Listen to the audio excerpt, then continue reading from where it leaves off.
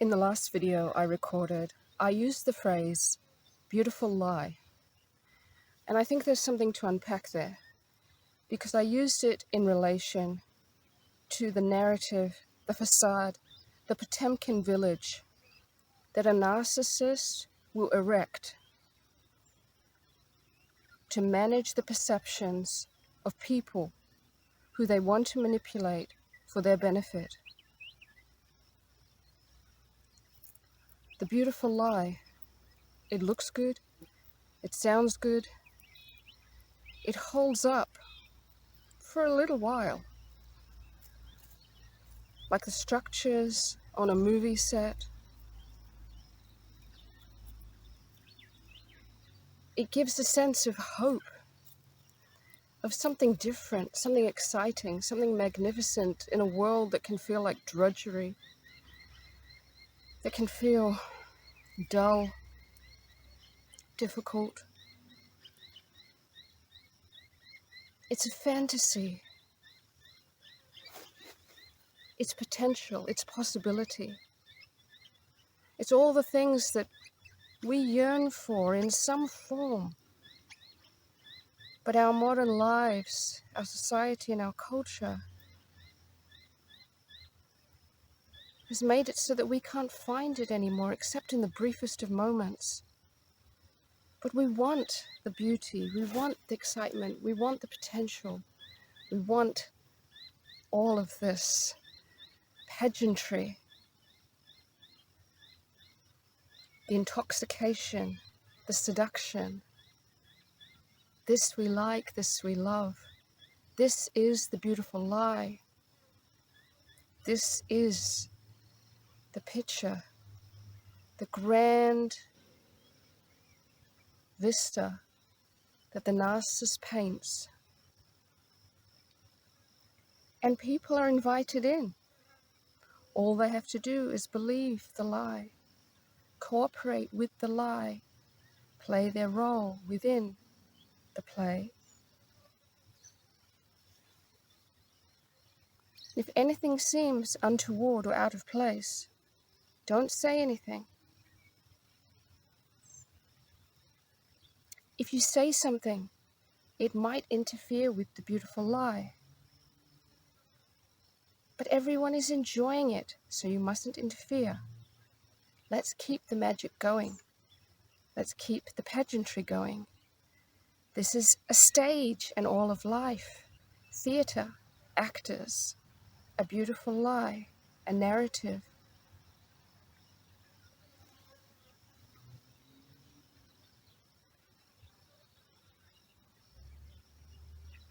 This is not real.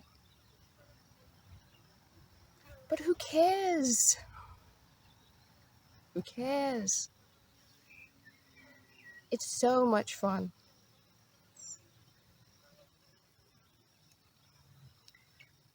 This is the concerning slippery slope. And this is a valuable correlation between what occurs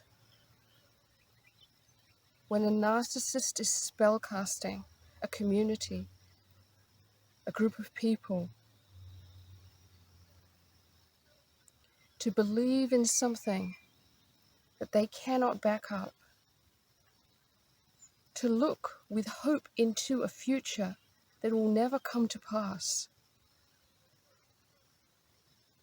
But they garner support and they garner energy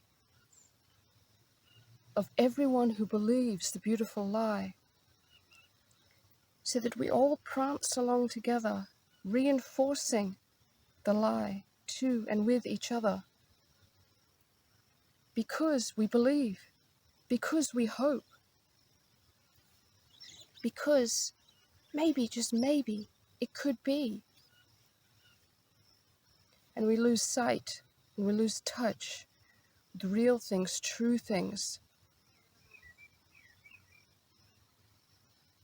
We enjoy the performance so much we forget that it's a performance. We start to lose discernment. We start to become unable to correctly make a distinction between what's performance, what's presence, what is mimicry, and what is real and solid and stable and can hold up under pressure.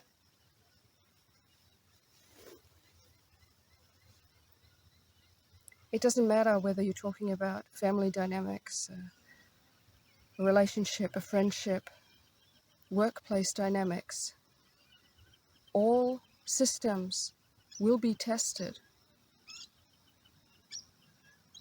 And there's no point giving energy, sustenance to performance, to mimic systems, to false systems. Because when they are inevitably tested, placed under pressure, they will crumble and collapse, and so will every valuable thing that we put into them. Because what is sacrifice? We take something in the now of value and we place it in such a way with the hope, nay, if we're wise, with the knowing that it will bear fruit in future. This is why we work today and get paid tomorrow. Because we know if I sacrifice, if I put in the time and energy and the resource now, I'll get something of true value in future. And that works when things are real, when there's true value exchange. But when it's performance, when it's a beautiful lie, you will make the sacrifice in the now and you will never receive in the future. You will be hollowed out. All of your potential, all of that which you thought would come to pass, will not. And although I could be referring as easily to a narcissistic situation, what I'm really thinking about as I say these things is our society.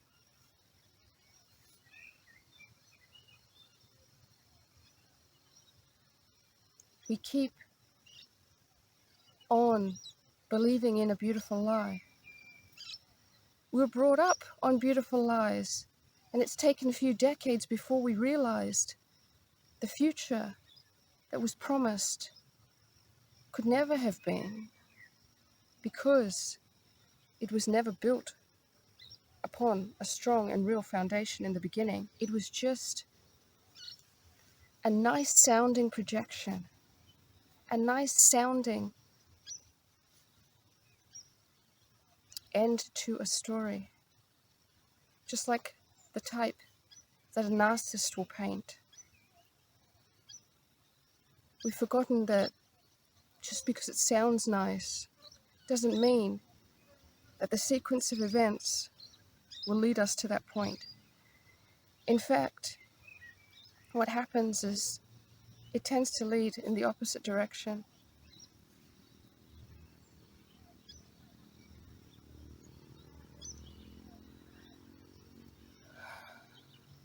We need to begin taking every opportunity we can to discern again what is real and not real.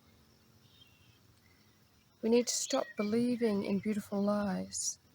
We need to start testing things and seeing, are they going to hold up? Did they ever really have any potential? Or were they just the nicest sounding tale? Because so many of us are just falling for nice sounding tales. On a personal level, yes, but at a greater level too. Like, let's all just be nice and everything's going to turn out well. That's a great story. Doesn't pan out that way. My urge to you is look through your life, look through the things that you give your energy to, whether it be your relationships interpersonally, whether it be institutions that you're giving your time, money, energy to. Obviously, we can't be perfect, but look at things with a more discerning eye and see is this thing I'm engaging with, is this real? Does it have substance? Is it firm? Because remember, a wise man builds his house upon the rock, not upon the sand. Because when the calamity comes, when it's stress tested, the one on the sand, well, it would have been better you never built it. The one on the rock will stand. We don't have enough energy to just go wasting it on things that will never bring a fruitful and good future, that won't create real systems and real things of benefit. We can't keep throwing everything, all of our potential, into a black abyss, which is exactly what a narcissist represents, and what narcissistic systems, energies, and ways of doing things in our societies also do. They take all the potential, all of the goodwill, all of what we have that's real, and they throw it into a black hole. There's no point getting upset and angry about it later, although naturally we will. But once we see this, it's an opportunity for us to pull back from the event horizon and go, is there a different way? We may have believed in the beautiful lie, in the Potemkin village, in the false facade. We did, we fell for it. That's okay. Now we know better, we can do better. It's time for us to do better. If you've enjoyed this message, please consider liking and subscribing. Until next time.